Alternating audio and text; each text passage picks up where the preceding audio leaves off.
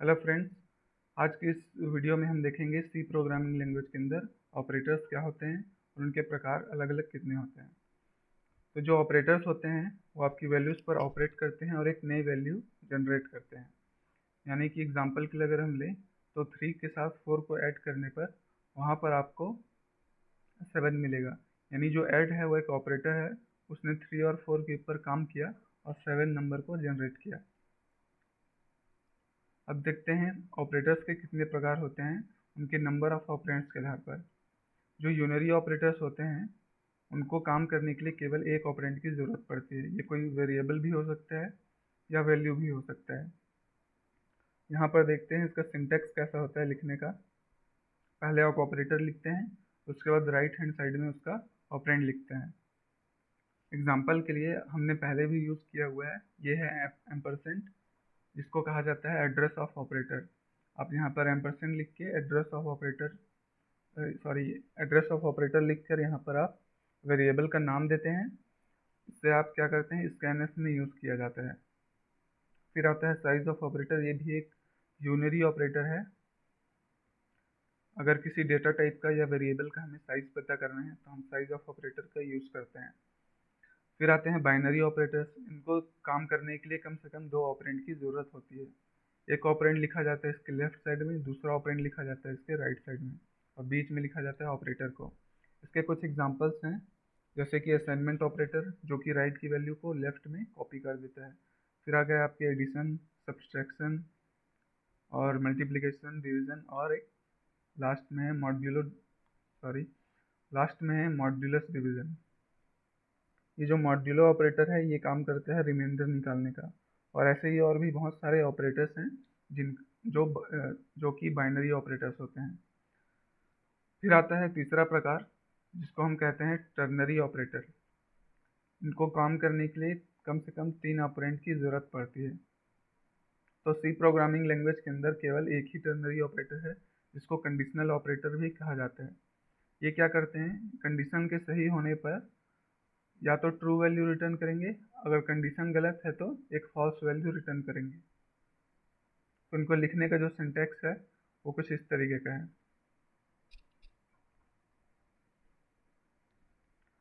Ternary operators के बारे में हम नेक्स्ट वीडियोस में और अच्छे से समझेंगे और जानेंगे। अभी हम दूसरे टाइप के ऑपरेटर्स की बात करते हैं, वो है उनके ऑपरेशन करने के आधार पर, यानी वो किस टाइप का ऑपरेशन करते हैं उसके आधार पर हमने ऑपरेटर्स को अलग अलग क्लासीफाई किया है। पहला जो टाइप है वो है अरिथमेटिक ऑपरेटर्स का। किसी भी प्रकार का आपको न्यूमेरिक कैलकुलेशन करना है तो आप इन ऑपरेटर्स का उपयोग कर सकते हैं, जैसे कि हमने पिछले एग्जाम्पल में देखा था, प्लस माइनस, डिवाइड, मल्टीप्लाई या फिर मॉड्यूलो ऑपरेटर का आप यूज़ कर सकते हैं। फिर आते हैं रिलेशनल ऑपरेटर्स।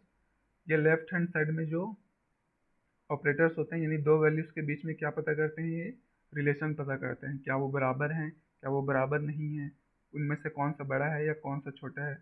इस तरीके के जो रिलेशन होते हैं नंबर्स के बीच, वो ये सब फाइंड करता है और एक बुलियन वैल्यू यानी ट्रू या फॉल्स रिटर्न करता है। फिर आते हैं लॉजिकल ऑपरेटर्स। ये किसी कंडीशन को, दो अलग अलग कंडीशंस को चेक करते हैं, क्या वो कंडीशंस दोनों एक साथ सही हैं या फिर अलग अलग सही हैं। इस प्रकार से इनको चेक किया जाता है। जैसे कि आप एग्जांपल एक ले सकते हैं, मान लीजिए आपको बाहर कहीं घूमने जाना है और आप कंडीशन एक चेक करते हैं कि कहीं मौसम ख़राब तो नहीं है या पानी तो नहीं गिर रहा है, बारिश तो नहीं हो रही है। तो इस तरीके की कंडीशन लगा के आप क्या कर सकते हैं, चेक कर सकते हैं और वहाँ पर देख सकते हैं कि कंडीशन जो है वो सही है या गलत है। फिर आते हैं बिट वाइज ऑपरेटर्स। आपको पता होगा कि जो नंबर्स होते हैं उनको उनके बिट्स फॉर्म में स्टोर करके रखा जाता है। तो ये जो बिट्स होते हैं, ये बिट वाइज ऑपरेटर्स उन्हीं बिट्स के ऊपर काम करते हैं। फिर आते हैं इंक्रीमेंट ऑपरेटर। ये किसी वैल्यू को, मोस्टली ये वेरिएबल्स के ऊपर काम करते हैं, तो ये इस वेरिएबल की जो वैल्यू है उनको इंक्रीज कर देते हैं 1 से। और जो डिक्रीमेंट ऑपरेटर हैं वो वेरिएबल की वैल्यू को डिक्रीज कर देते हैं 1 से। आगे देखते हैं हम लोग अरिथमेटिक ऑपरेटर्स में। टोटल अभी 5 ऑपरेटर्स हैं। पहला है एडिशन का, दूसरा है सब्ट्रैक्शन का, तीसरा मल्टीप्लिकेशन, चौथा डिवीजन और आखिरी मॉड्यूलस ऑपरेटर। इनको लिखने का जो सिंटैक्स है वो कुछ ऐसा है। और ये जो दोनों ऑपरेटर हैं, डिवीजन और मॉड्यूलस ऑपरेटर, ये एक इंटीजर वैल्यू रिटर्न करते हैं। फिर आते हैं रिलेशनल ऑपरेटर्स के ऊपर। तो रिलेशनल ऑपरेटर्स में टोटल 7 ऑपरेटर्स हैं। यहाँ पर जो पहला ऑपरेटर है वो है equal to operator. Equal to operator को इस तरीके से लिखा जाता है।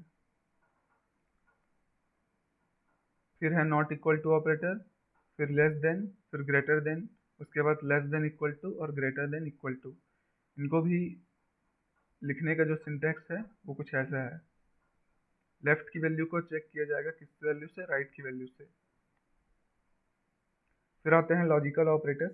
लॉजिकल ऑपरेटर्स में 3 ऑपरेटर हैं।